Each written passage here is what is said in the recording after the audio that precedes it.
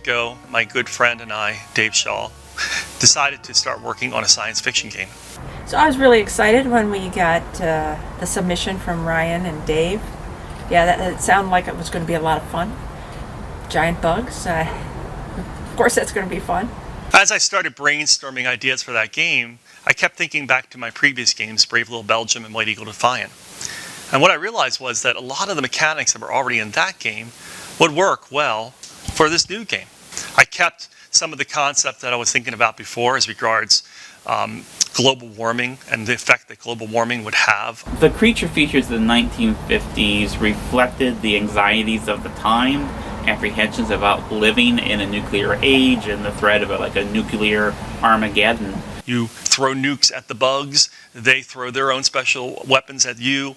What's going to happen? Is it going to destroy you? Yes, but could it end in the destruction of the world as well? Possibly.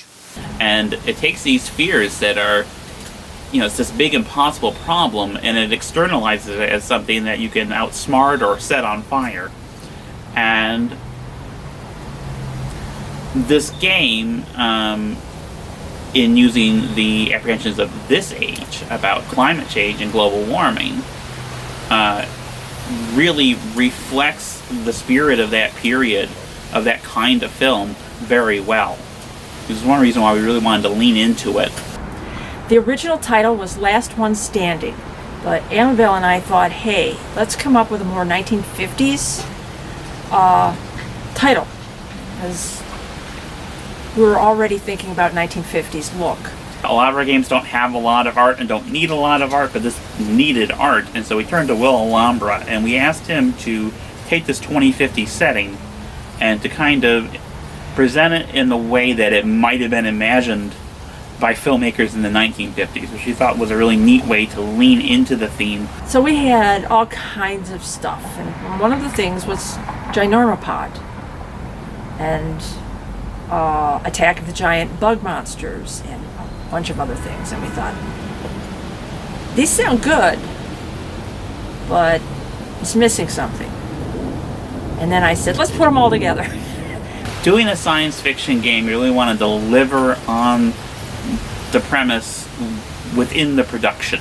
Now, another publisher who has a bigger production budget and maybe a different idea of how resources should be used in a dying planet might have had a bunch of miniatures or something to give you these big monsters, and that's not really something we're going to do.